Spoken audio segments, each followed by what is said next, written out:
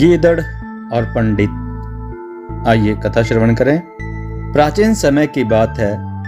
बनारस नगर में एक राजा ब्रह्मदत्त का राज्य था।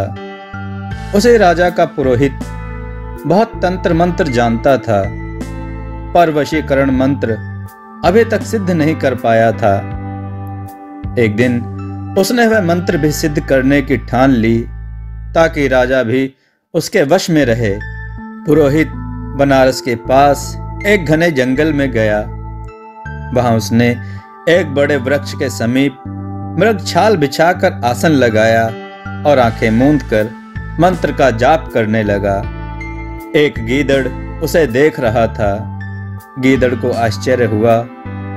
वह सोचने लगा कि यह आदमी जंगल में इस तरह बैठकर क्या बड़बड़ा रहा है। गीदड़ दबे पांव ध्यान मग्न पुरोहित के निकट आया। उसने पुरोहित का वशीकरण मंत्र सुना। बार बार वही मंत्र दोहराए जा रहा था। बार बार सुनकर गीदड़ को भी वह मंत्र याद हो गया। वह भी पेड़ के दूसरी ओर जाकर वैसे ही बैठकर मंत्र जपने लगा। गीदड़ देखना चाहता था कि ऐसा करने पर क्या होता है। आखिर आदमी बिना किसी मतलब के कोई काम नहीं करता, कुछ ना कुछ कारण जरूर होगा। बस यही क्रम रोज चलने लगा। उधर पुरोहित आकर आसन पर बैठकर मंत्र जपना शुरू करता। पेड़ के दूसरी ओर गीदड़ उसी की नकल उतारता हुआ मंत्र जपता। 21वें दिन जब पुरोहित ने 1008वीं बार मंत्र पढ़ा तो अजीब घटना हुई। वायु में गड़गड़ाहट सी हुई, प्रकाश चमका। एक देवता प्रकट हुए और बोले, जाओ तुम्हें सिद्धि मिल गई।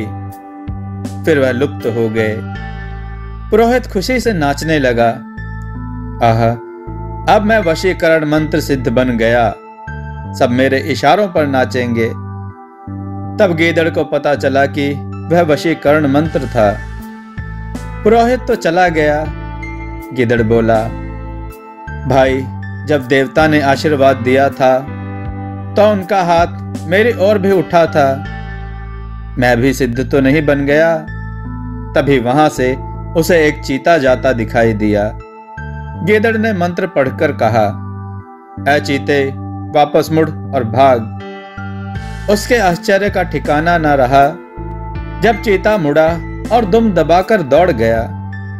गीदड़ नाचने लगा। अब वह वशीकरण मंत्र के बल पर सभी जानवरों को वश में करके राजा बनना चाहता था। उसी समय वहां से एक अति सुंदर गीदड़ी गुजरी। गीदड़ उससे बोला, हसीना, मुझसे विवाह कर ले। मैं इस काल का होने वाला राजा हूं। रानी बनेगी तू। पता है, मुझे वशीकरण मंत्र आता है।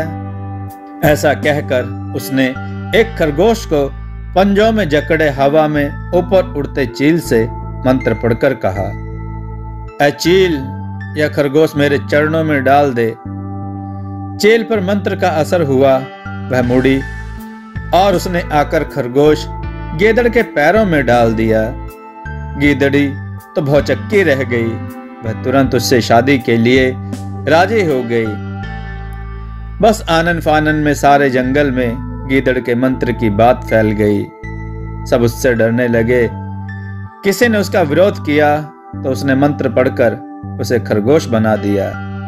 अब सबके पास गीदड़ को राजा स्वीकार करने के अलावा कोई चारा नहीं था। गीदड़ राजा बन गया और गीदड़ी रानी। दोनों सब जानवरों पर मनमाने हुक्म चलाने लगे। जंगल का राजा बनने के बाद गीदड़ के दिल में और बड़े अरमान उठने लगे। एक दिन उसने घोषणा की, प्रजाजनों, इंसान ने हमें बहुत सताया है। अब हमारी बारी है। मेरे जैसा पराक्रमी राजा जंगल में आज तक पैदा नहीं हुआ, इसलिए अब हम मानवों को गुलाम बनाएंगे। गीदड़ ने पहले बनारस नगर पर कब्जा करने का फैसला किया। बस गीदड़ की सेना चल पड़ी। बड़ी निराली शान थी।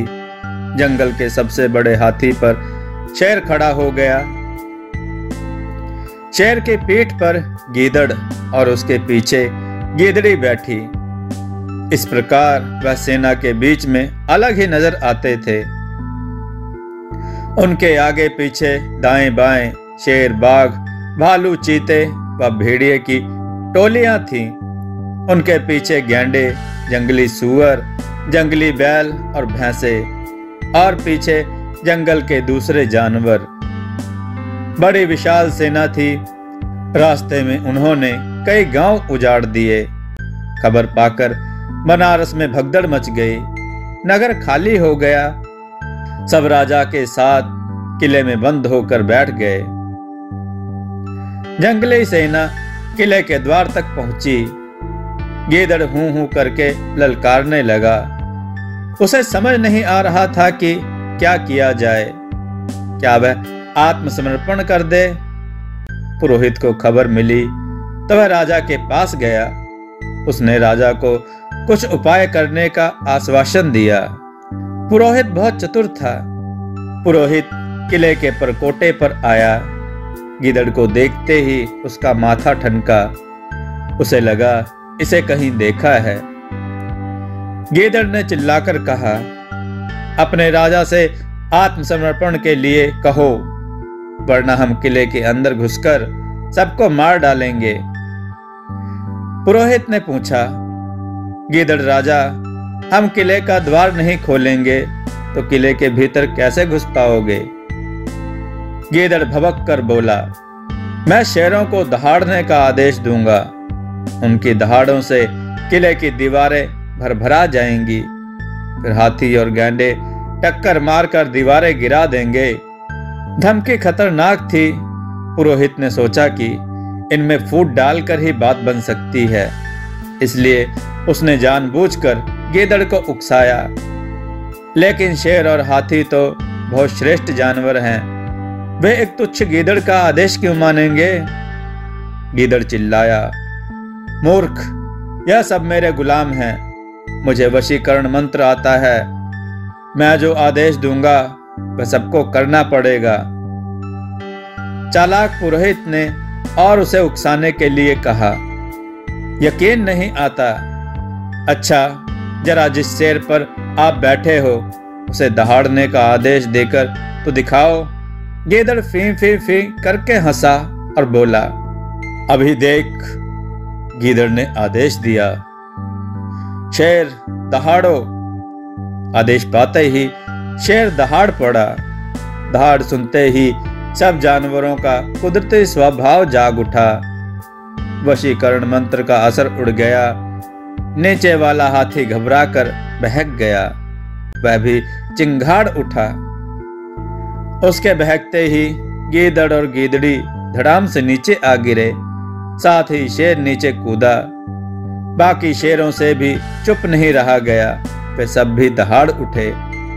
जवाब में हाथी चिंगाड़े। चारों ओर भगदड़ मच गई। बाघ, चीते व लकड़बग्घे भी घबराकर गुर्राते हुए इधर उधर जिसका जिधर सींग समाया भागने लगे। इससे चारों ओर खलबली मच गई। छोटे जानवर बड़े जानवरों के पैरों के नीचे कुचले जाने लगे। कुछ ही समय में हजारों जानवर मारे गए। बाकी जान बचाकर जंगल की ओर भागे और अपनी जान की खैर मनाने लगे। गीदड़ राजा तो हाथी के पैरों के नीचे आकर बुरी तरह कुचलकर मारा गया।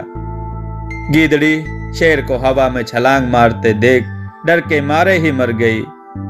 राजा ब्रह्मदत्त, पुरोहित व दूसरे लोग यह सब तमाशा किले की प्राचीर से देखते रहे। मित्रों, कहानी से हमें शिक्षा मिलती है कि हमें अपनी हैसियत के अनुसार ही काम करना चाहिए, औकात से बढ़कर नहीं, अन्यथा नुकसान के अलावा कुछ भी हासिल नहीं होता। दोस्तों, आपको यह कथा कैसी लगी? अपने विचार और सुझाव कमेंट में जरूर दें। हमारी कथाओं को लाइक करें, हमारे चैनल को सब्सक्राइब करना न भूलें। हमारी कथाओं को शेयर जरूर करें जिससे लोगों को अच्छा ज्ञान प्राप्त हो। जय श्री राम भक्तों।